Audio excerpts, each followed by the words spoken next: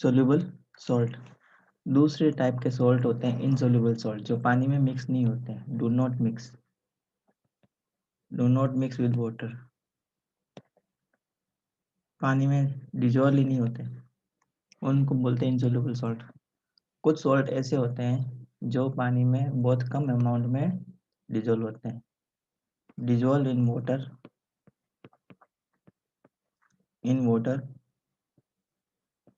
Eight some extent.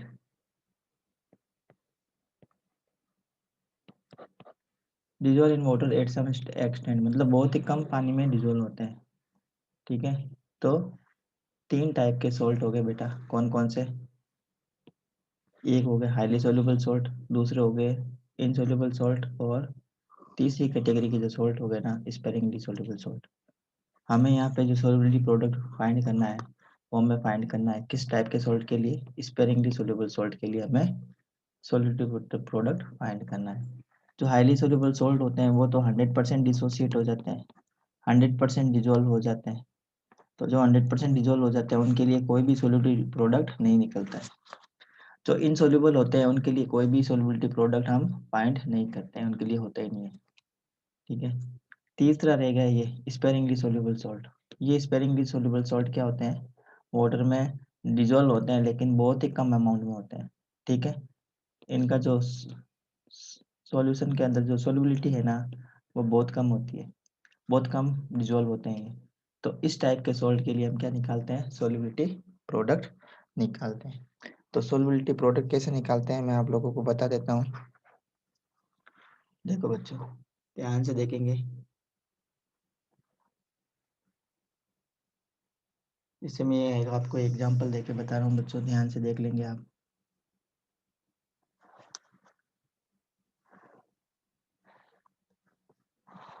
जैसे एक हम इक्विलिब्रियम की बात करते हैं, हमारे पास में solid AgCl, we have solid AgCl का मतलब है सिल्वर क्लोराइड। ठीक है, ये पानी में स्पेरिंगली सोल्यूबल सॉल्ट है। ठीक है, ये स्पेरिंगली सोल्यूबल सॉल्ट है, स्पेरिंगली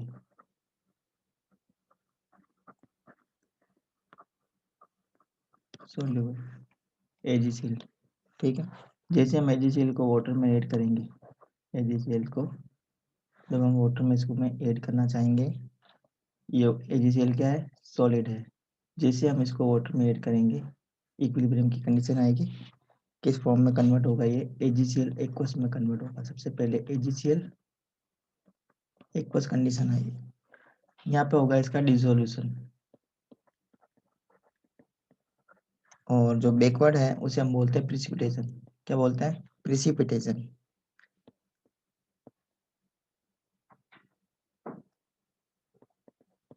प्रिसिपिटेशन। देखो, डिसोल्यूशन का मतलब होता है to getting mix in the water, getting mix in the water, उसे हम बोलते हैं डिसोल्यूशन। जैसे पानी में हम सॉल्ट मिक्स करते हैं, पानी में डिजोल्व हो जाता है, उसे बोलते हैं डिसोल्यूशन प्रोसेस। पानी में हम चीनी ऐड करते हैं, उसको मिक्स करते हैं, पानी में मिक्स हो जाती है, उसको बोलते हैं डिसोल्यूशन ऑफ शुगर। ठीक है, प्रिसिपिटेशन का मतलब क्या होता है? जब पानी में डिजोल्व नहीं हो और पानी में वो बॉटम में सेटल होना स्टार्ट कर दे, उस कंडीशन को हम क्या बोलते हैं? प्रिसिपिटेशन। तो दोनों एक दूसरे के ऑपोजिट प्रोसेस होते हैं। डिसोल्यूशन और प्रिसिपिटेशन एक दूसरे के क्या होते हैं? ऑपोजिट प्रोसेस होते हैं। AgCl लिया हमने सॉलिड में, उसको हमने पानी में ऐड किया तो AgCl एक्वस बनेगा। अब ये जो AgCl एक्वस है ना, ये पानी में अपने रेस्पेक्टिव आयंस के अंदर क्या होगा? डिसोसिएट होना स्टार्ट होगा। कौन कौन से आयन होंगे इसमें? Ag का आयन होगा, और कौन सा आयन होगा? Cl नेगेटिव का आयन होगा। ठीक है, समझ में आ रही बात? इस टाइप के आयंस होंगे। अब इसको हम किस टाइप से लिख सकते हैं? अगर हमें इसे वो डायरेक्टली लिखना है तो हम इसको कैसे लिख सकते हैं? इसको हम लिखेंगे AgCl solid, Ag plus and Cl negative ion. ये किस में रहेंगे? एक्वस फॉर्म में रहेंगे, मतलब वाटर में रहेंगे ये आयंस। ठीक है, अब इसके लिए हम अगर हम अप्लाई करें chemical equilibrium, law of chemical equilibrium, applying law of chemical equilibrium. तो इसके लिए अगर हम केमिकल इक्विलिब्रियम का लॉ एप्लीकेबल करें तो हम इसको क्या लिख सकते हैं, K equal to and Cl नेगेटिव, इसका active mass divided by AgCl, ये लिखेंगे। अब हमने यहाँ पे क्या लिया बेटा, स्पेरिंगली सोल्यूबल सॉल्ट लिया। कैसा लिया हमने, स्पेरिंगली सोल्यूबल सॉल्ट। तो स्पेरिंगली सोल्यूबल सॉल्ट का मतलब क्या होता है, ऐसे सॉल्ट जो वाटर में क्या होते हैं, बहुत ही कम डिजोल्व होते हैं। तो वाटर में बहुत कम डिजोल्व होते हैं, उसे हम क्या बोलते हैं, स्पेरिंगली सोल्यूबल सॉल्ट कहते हैं। तो ये AgCl का जो डिसोसिएशन है ना, ये पानी में बहुत कम होता है। तो इसकी जो कंसंट्रेशन है ना, इसको हम क्या मान लेंगे, कांस्टेंट मान लेंगे, क्योंकि इस ये ज़्यादा डिसोसिएट नहीं हो पाता है। तो हम इसको कैसे लिख सकते हैं, इसको हम लिखेंगे K equal to Ag plus, इसको कैसे लिख लेंगे, K इंटू AgCl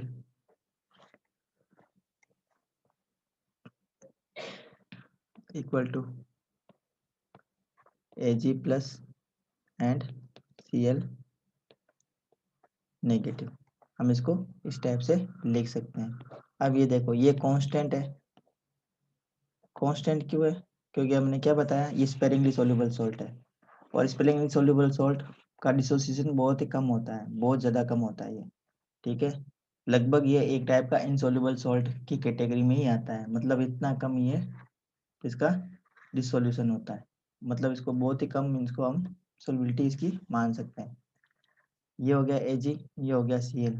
अब देखो ये कांस्टेंट है, हमें ये पता है कि ये जो K है वो इक्विलिब्रियम कांस्टेंट होता है। तो इन दोनों की जगह हम नया कांस्टेंट लिख देंगे, जिसे हम बोलेंगे KSP। तो KSP इक्वल टू क्या हो जाएगा, Ag plus concentration of product of concentration of Ag and Cl. KSP is the product of concentration of positive and negative ions present in the water. तो समझ में आ गया आपको सोल्युबिलिटी प्रोडक्ट क्या होता है। सोल्युबिलिटी प्रोडक्ट क्या होता है बच्चों, आप निकाल सकते हो। अब अगर आपको ये सोल्ट नहीं दे, आपको कोई दूसरे टाइप का सोल्ट दे दे, तो उसमें भी आप निकाल सकते हैं आराम से सोल्युबिलिटी प्रोडक्ट, उसका आप फाइंड कर सकते हैं। देखो कैसे फाइंड करेंगे, जैसे आपको एक सोल्ट दे दिया, आपको एक सोल्ट दे दिया BaSO4, बेरियम सल्फेट दिया सॉलिड में। तो ये पानी में इसको डिसोसिएट करेंगे, पानी में डालेंगे, पानी में मिक्स करेंगे, तो किस टाइप का आयंस बनाएंगे, Ba plus aqueous plus SO4 2 minus aqueous, ठीक है। तो इसके लिए हम KSP कैसे फाइंड करेंगे, इसके लिए हम KSP फाइंड करेंगे Ba2 प्लस, तो KSP equal to solubility product, KSP यहाँ पे क्या है, solubility product, and the solubility product is equal to the product of the concentration of ions, product of the concentration of ions। इस type से हम इसकी KSP find करेंगे। यहाँ पे मैं लिख देता हूँ बच्चों, KSP इक्वल टू है सोल्युबिलिटी प्रोडक्ट, सोल्युबिलिटी प्रोडक्ट, ठीक है। हम इसको इस टाइप से रिप्रेजेंट कर सकते हैं।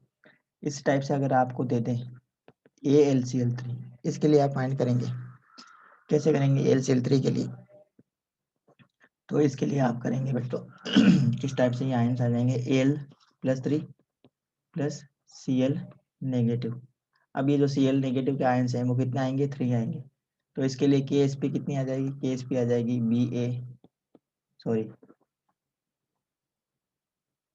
KSP की वैल्यू आ जाएगी इसके लिए, ये इसका प्रोडक्ट, और यहाँ पे लिख देंगे Cl नेगेटिव। अब ये जो है ना 3, ये यहाँ पे आ जाएगा पावर में। तो इस टाइप से हम इसकी KSP फाइंड कर सकते हैं, ठीक है। ये किस टाइप का आपको सोल्ट दे दिया, ये दे दिया आपको AB3 टाइप का सोल्ट, AB3 टाइप का सोल्ट। ये किस टाइप का सोल्ट है, AB टाइप का सोल्ट है। ए यहाँ पे केटायन है, बी एनायन है, ए केटायन है, बी एनायन है। एनायन यहाँ पे कितने हैं, 3 है। केटायन कितना है, 1 है। तो आप इस टाइप से KSP इसकी फाइंड कर सकते हैं। एक और मैं आपको बता देता हूँ बच्चों, A2B3 टाइप का, A2B3 टाइप का सोल्ट बता देता हूँ। तो A2B3 टाइप का सोल्ट है calcium phosphate, calcium A3B2 type का, A3B2 टाइप का कैल्शियम फॉस्फेट। तो इसका डिसोसिएशन कैसे होगा, देखो इसका होगा Ca2+। अब इसका एक्टिव मास, यहाँ पे मैं इसको वापस से यहाँ लिख देता हूँ, जगह नहीं इसलिए यहाँ पे लिख देता हूँ, Ca3PO4 इस टाइप से डिसोसिएट होगा। ये कैल्शियम के जो आयंस बनेंगे वो कितने बनेंगे, कैल्शियम के 3 आयंस बनेंगे, 3 आयंस कैल्शियम के हमें मिलेंगे, और 2 आयंस किसके मिलेंगे हमें, फॉस्फेट के 2 आयंस मिलेंगे इस टाइप से। अब इसके लिए अगर हम KSP की वैल्यू निकालें तो KSP कैसे निकालेंगे, इसके लिए हम KSP लिख देंगे calcium power 3 then phosphate power 2। ये इसके लिए हम KSP इस टाइप से हम निकाल लेंगे। ठीक है, समझ में आ गया आपको किस टाइप से निकालते हैं। अब इसकी सोल्युबिलिटी प्रोडक्ट की हम डेफिनेशन लिख लेते हैं।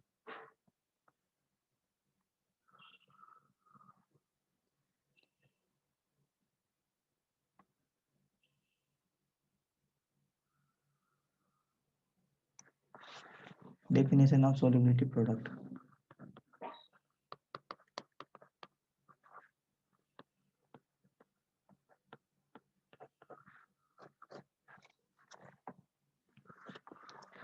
तो सोल्युबिलिटी प्रोडक्ट हम सबसे पहले तो आपको ये बात पता होनी चाहिए सोल्युबिलिटी प्रोडक्ट किस टाइप के सॉल्ट के लिए निकालते हैं। तो आपको बात ध्यान रखनी है, दिमाग में रखनी है, किस टाइप के सॉल्ट के लिए निकालेंगे, स्पेरिंगली सोल्यूबल सॉल्ट के लिए हम सोल्युबिलिटी प्रोडक्ट फाइंड करते हैं। तो इसकी डेफिनेशन हो जाएगी of solubility product of an electrolyte at A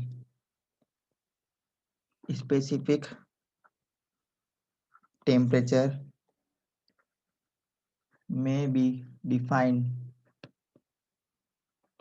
as the product of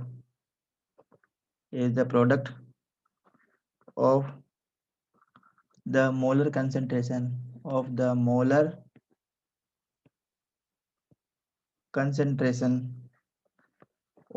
its ions in a saturated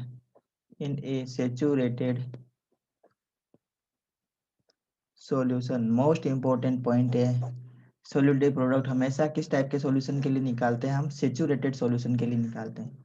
saturated solutions क्या होते हैं, दो type of solution in which more amount of salt given salt can not be dissolve in at the specific temperature. किसी भी specific या किसी particular temperature पर अगर किसी सॉल्ट को और ज्यादा हम किसी पर्टिकुलर लिक्विड के अंदर या पर्टिकुलर सॉल्यूशन के अंदर डिजोल्व नहीं कर पाए तो उस टाइप के सॉल्यूशन को हम क्या बोलते हैं, सेचुरेटेड सॉल्यूशन कहते हैं। ठीक है, आगे हम लिखेंगे each concentration raise to the power equal to the number of ions produce on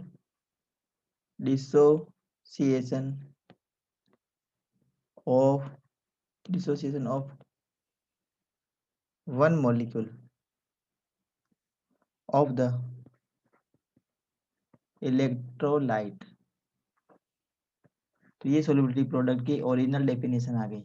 off an electrolyte at a specific temperature में be defined is the product of the molar concentrations of its ion in a saturated solution. Each concentration raised to the power equal to the number of ions produced on dissociation of one molecule of the electrolyte। ये इसकी definition है solubility product की, जैसा अभी हमने निकाला था। मैं एक बार फिर बता रहा हूँ बच्चों, ध्यान से देखेंगे, एक एग्जांपल और देके बता देता हूँ आपको। जैसे मेरे पास में है एल्यूमिनियम हाइड्रोक्साइड, ये स्पेयरिंगली सोल्यूबल सॉल्ट है। इसके लिए नंबर ऑफ आयंस कितने हो जाएंगे, ये इसका एक्टिव मास, और मैं इसको ऐसे लिख के, पहले मैं आपको नंबर ऑफ आयंस बता देता हूँ इसमें किस टाइप के आयंस आप इसमें मिलेंगे। एक तो मिलेंगे एल्यूमिनियम के आयन और हाइड्रोक्साइड का आयन मिलेगा आपको, कितने, 3 हाइड्रोक्साइड के आयन मिलेंगे। KSP क्या हो जाएगी, एल्यूमिनियम, और ये जो हाइड्रोक्साइड आयन है ना, इसमें जो ये स्टाइकोमेट्रिक कोफिशिएंट दिया रखा ना, ये क्या हो जाएगा, इसमें पावर में चला जाएगा, तो इसकी पावर कितनी हो जाएगी, 3। तो इस टाइप से हम इसकी सोलिडिटी प्रोडक्ट KSP फाइंड करते हैं। बात समझ में आ गई, समझ में आ गई। अब सोलिबिलिटी और सोलिडिटी प्रोडक्ट में क्या डिफरेंस है ये मैं बता देता हूँ थोड़ा सा, और इन दोनों के बीच में एक फॉर्मूला भी डिराइव कर लेते हैं हम, सोलिबिलिटी एंड सोलिबिलिटी प्रोडक्ट के बीच में। सोलिबिलिटी का मतलब है कितना डिजोल्व होता है, सोलिबिलिटी का मतलब होता है बच्चों, सोलिबिलिटी का मतलब होता है ये कितना डिजोल्व होगा, कोई भी सॉल्ट अगर पानी में हम डिजोल्व करना चाहते हैं तो वो कितना डिजोल्व हो जाता है उसमें, उसे हम क्या बोलेंगे, solubility of the substance. So solubility of the substance is the number of moles of the solute that dissolve in the solution in the given amount of solution. उसे हम क्या बोलेंगे बच्चों, solubility. मैंने क्या बोला, solubility is the number of ions, sorry, this is the number of moles that dissolve in the particular solution. किसी particular solution में नंबर ऑफ मोल्स किसी भी सॉल्यूट के कितने डिजोल्व हो सकते हैं उसे हम क्या कहेंगे, उसकी सोल्यूबिलिटी कहते हैं। एग्जाम्पल ले रहे हैं बच्चों, यहाँ पे मैंने एग्जाम्पल लिया AgI का, तो ये AgI किस टाइप से रहेगा, AgI एक्वस फॉर्म में रहेगा। ये अगर हमने सॉलिड लिया है तो इस टाइप से ये यहाँ पे डिसोल्यूशन लिख देंगे और यहाँ पे प्रिसिपिटेशन लिख देंगे, जैसा अभी हमने बताया था। किस टाइप्स के आयंस में डिसोसिएट होगा, ये Ag प्लस में, और I नेगेटिव के आयंस में डिसोसिएट होगा, ये इस टाइप से ये डिसोसिएट होगा। अब इसके लिए अगर मुझे KSP और सोल्यूबिलिटी के बीच में रिलेशन निकालना है, relation between solubility and solubility product, हम इसमें रिलेशन निकाल रहे हैं, relationship between solubility and solubility product. तो सपोज मैं मान लेता हूँ इसकी जो सोल्यूबिलिटी है वो कितनी है, S है। इसकी सोल्यूबिलिटी मैं कितनी मान लेता हूँ, S मोल है। तो अभी इसकी सोल्यूबिलिटी कितनी आ जाएगी बेटा, जैसे अभी हम इसको लिखते हैं तो ये हम इसको इस टाइप से लिखेंगे, Ag plus and Cl negative. इसकी सोल्यूबिलिटी मैंने कितनी मानी, S मोल। इसकी सोल्यूबिलिटी मैंने कितनी मान ली, S मोल पर लीटर। तो KSP की वैल्यू कितनी आ जाएगी, तो KSP की वैल्यू आ जाएगी S²। अगर मुझे सोल्यूबिलिटी फाइंड करनी है तो S की वैल्यू हम कैसे फाइंड करेंगे, स्क्वायर ऑफ KSP। इस टाइप से हम पता करेंगे सोल्यूबिलिटी और सोल्यूबिलिटी प्रोडक्ट में relation for AB type of salt. AB type के सॉल्ट के लिए इस टाइप से हम सोल्यूबिलिटी प्रोडक्ट फाइंड करेंगे। इसी टाइप से आपको सॉल्ट दे दिया, आपको AB2 टाइप का सॉल्ट, AB2 टाइप का सॉल्ट। तो AB2 टाइप के सॉल्ट में अभी हमने एग्जाम्पल देखा था, AB2 टाइप का सॉल्ट दे दें आपको तो, या AB3 टाइप का सॉल्ट दे दें आपको, AB3 टाइप का सॉल्ट देते हैं, जैसे AB3 टाइप का सॉल्ट है तो ये AB3 टाइप का सॉल्ट है, KLCl3। तो इसमें किस टाइप के आयंस बनेंगे, एल्यूमिनियम का आयन बनेगा और क्लोराइड के 3 आयंस बनेंगे, है ना।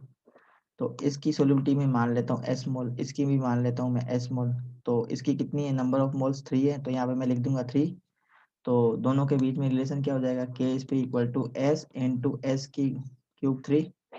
तो KSP इक्वल टू S की पावर 4, S की पावर 4, ठीक है। तो ये इसके दोनों के बीच में क्या आ गया बेटा, रिलेशनशिप आ गई, ठीक है। तो इस टाइप से हम इसकी दोनों में रिलेशन भी निकाल सकते हैं। तो आपको अब समझ में आ गया होगा बच्चा सोलिबिलिटी क्या होती है और सोलिबिलिटी प्रोडक्ट क्या होते हैं। ठीक है, तो अब हम एक लास्ट पॉइंट पढ़ लेते हैं बेटा। इसके ऊपर भी कुछ न्यूमेरिकल क्वेश्चंस हैं जो आपको मैं दूंगा करने के लिए। ठीक है, लास्ट पॉइंट हम पढ़ लेते हैं बच्चों, कॉमन आयन इफेक्ट। चैप्टर का लास्ट पॉइंट हम डिस्कस कर लेते हैं, common ion effect, important point.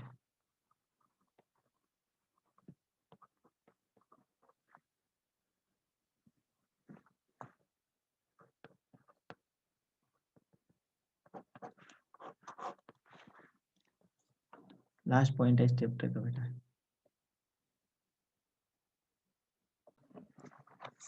Yes, common ion effect हम पढ़ रहे थे।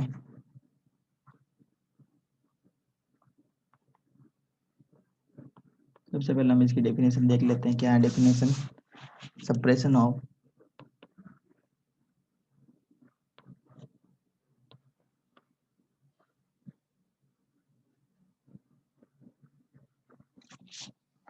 of the degree of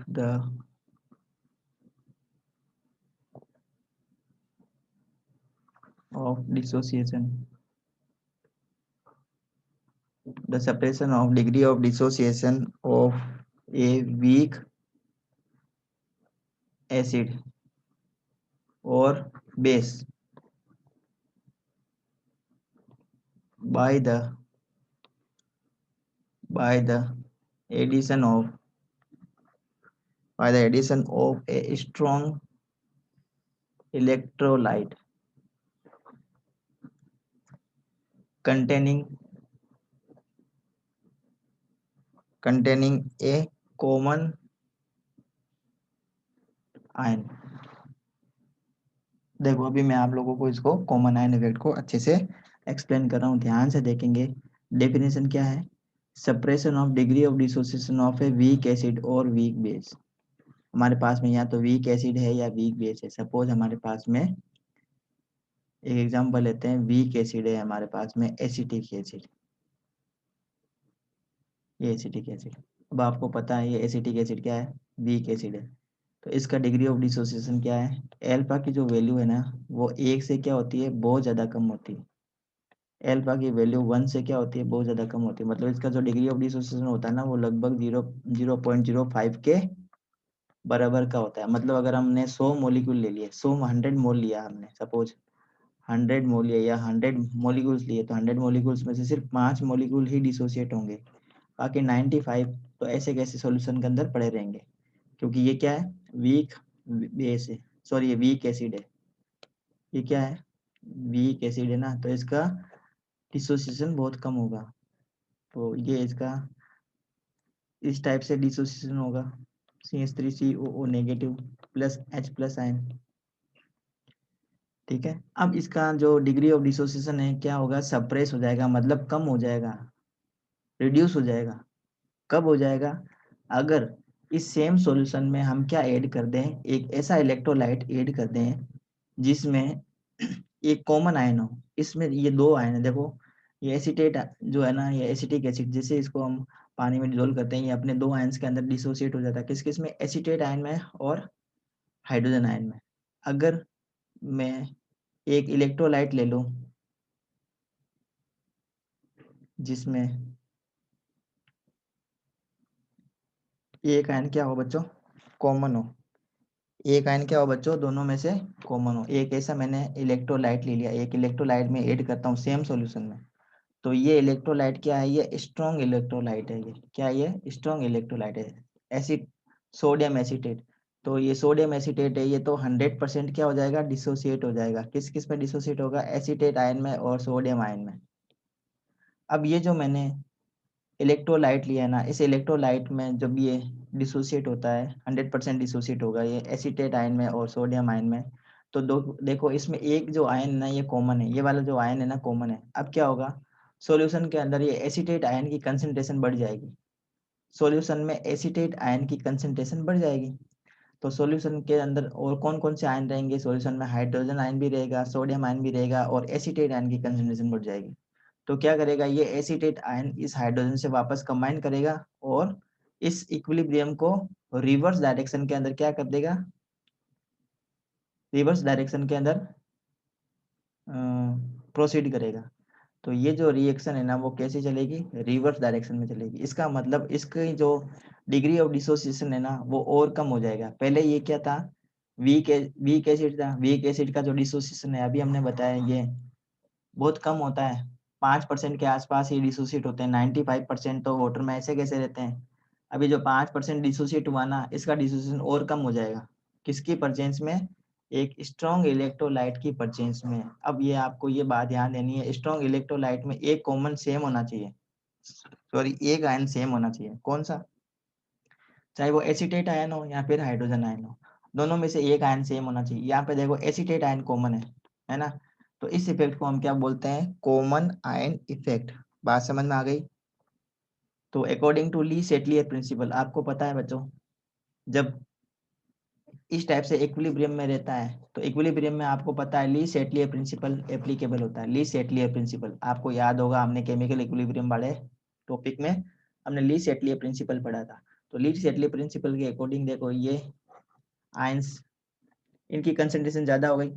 अब इक्विलिब्रियम में क्या होता है, जब भी कंसंट्रेशन बढ़ जाती है, आयंस की कंसंट्रेशन बढ़ जाती है ना, तो इनका क्या होगा, जो इक्विलिब्रियम है वो क्या हो जाएगा, डिस्टर्ब हो जाएगा। अब इक्विलिब्रियम को वापस एस्टेब्लिश करने के लिए क्या होगा, एसीटेट आयन इस हाइड्रोजन आयन से वापस क्या करेंगे, रिएक्ट करेंगे और वापस क्या बनाएंगे, एसीटेट आयन बनाना, सॉरी एसिटिक एसिड वापस बनाना स्टार्ट कर देंगे। मतलब एसिटिक एसिड के जो मॉलिक्यूल है ना वो वापस क्या हो जाएंगे, बनने लग जाएंगे। इस इफेक्ट को हम क्या बोलते हैं, कॉमन आयन इफेक्ट कहते हैं। एक और एग्जांपल मैं बताता हूँ बच्चों, ध्यान से देखेंगे।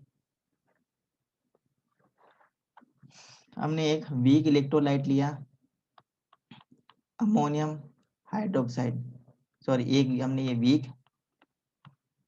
बेस है, ये वीक बेस लिया। अब ये वीक बेस है तो इसका जो डिसोसिएशन है वो 100% कभी भी नहीं होगा, और जब भी ये डिसोसिएट होगा तो ये इस टाइप से डिसोसिएट होगा वाटर में। अब हम क्या ले लेते हैं, सेम सॉल्यूशन के अंदर क्या ऐड करते हैं, एक स्ट्रॉन्ग इलेक्ट्रोलाइट ऐड करते हैं। स्ट्रॉन्ग इलेक्ट्रोलाइट की क्या खासियत होनी चाहिए, स्ट्रॉन्ग इलेक्ट्रोलाइट में एक आयन कॉमन होना चाहिए। ये देखो, अमोनियम हाइड्रोक्साइड जब डिसोसिएट होता है तो ये अमोनियम एंड हाइड्रोक्साइड आयन देता है। एक तो ये अमोनियम आयन दिया और एक कौन सा आयन दिया, हाइड्रोक्साइड आयन, हाइड्रोक्सिल आयन इसको बोलते हैं, hydroxyl ion and ammonium ion. ये दो आयन अमोनियम हाइड्रोक्साइड देता है जब भी पानी में डिजोल्व होता है। अब हम क्या करेंगे, एक स्ट्रॉन्ग इलेक्ट्रोलाइट लेते हैं। तो स्ट्रॉन्ग इलेक्ट्रोलाइट में क्या खासियत होनी चाहिए, एक आयन कॉमन होना चाहिए। तो ये स्ट्रॉन्ग इलेक्ट्रोलाइट है, तो स्ट्रॉन्ग इलेक्ट्रोलाइट है तो ये 100% डिसोसिएट होगा। 100% डिसोसिएट होगा तो ये क्या बनाएगा, ammonium ion and chloride ion. अब आप देखो दोनों में से कौन सा आयन कॉमन है, इनमें कौन सा आयन कॉमन है, ये वाला आयन कॉमन है। अब ये आयन कॉमन है तो क्या करेगा, देखो ये आयन इससे रिएक्ट करेगा और इससे रिएक्ट करके इस इक्विलिब्रियम को किस डायरेक्शन में शिफ्ट कर देगा, बैकवर्ड डायरेक्शन में शिफ्ट करेगा। किस में शिफ्ट करेगा, बैकवर्ड डायरेक्शन में शिफ्ट करेगा। तो अमोनियम हाइड्रोक्साइड का जो डिसोसिएशन है वो क्या हो जाएगा, सप्रेस हो जाएगा। अमोनियम हाइड्रोक्साइड का जो डिसोसिएशन है ना वो क्या हो जाएगा, सप्रेस। इसका जो डिसोसिएशन है वो क्या हो जाएगा, सप्रेस हो जाएगा। इसका मतलब इसका डिसोसिएशन पहले सपोज 5% हो रहा था तो इसका सप्रेशन कम होकर ये 1% हो जाएगा या 2% हो जाएगा। कहने का मतलब है अमोनियम हाइड्रोक्साइड जो वीक बेस है उसका डिसोसिएशन कम हो जाएगा। किसकी प्रेजेंस में, एक स्ट्रॉन्ग इलेक्ट्रोलाइट की प्रेजेंस में। स्ट्रॉन्ग इलेक्ट्रोलाइट में क्या खासियत होनी चाहिए, एक आयन कॉमन होना चाहिए, तब ये फिनोमेनन हमें देखने को मिलेगा। दो एग्जांपल हमने दे दिए बच्चों, बात समझ में आ गई आपको, बात समझ में आ गई। तो ये जो कॉमन आयन इफेक्ट है ना इसका एप्लीकेशन क्या क्या है, तो इसके एप्लीकेशन भी हम देख लेते हैं क्या क्या इसके एप्लीकेशन है, ध्यान से देखेंगे बच्चों। तो कॉमन आयन इफेक्ट के एप्लीकेशन या यूजेस, क्वालिटेटिव एनालिसिस में, क्वालिटेटिव एनालिसिस आप केमिस्ट्री के प्रैक्टिकल एग्जाम होंगे ना बच्चों, सॉरी केमिस्ट्री के जो प्रैक्टिकल्स होंगे जो आपके 11th क्लास में 12th क्लास में होते हैं, केमिस्ट्री प्रैक्टिकल, उसमें सोल्ट एनालिसिस, केमिस्ट्री में प्रैक्टिकल्स होते हैं। सोल्ट एनालिसिस मतलब आपको एक सोल्ट दे देंगे, अननोन सोल्ट, और उसमें से आपको केटाइन और एनाइन कौन कौन से हैं वो आपको फाइंड करने होते हैं, केटाइन और एनाइन फाइंड करने होते हैं। ठीक है, जैसे आपको दे दिया अमोनियम क्लोराइड, अमोनियम क्लोराइड एक सोल्ट दे दिया, ये व्हाइट कलर का क्रिस्टलाइन सोल्ट होता है, व्हाइट कलर्ड क्रिस्टलाइन सोल्ट है ये। तो इसके अंदर कौन कौन से आयन है, चेट में बताओ बच्चों, कौन कौन से आयन इसमें मौजूद है अमोनियम क्लोराइड के अंदर?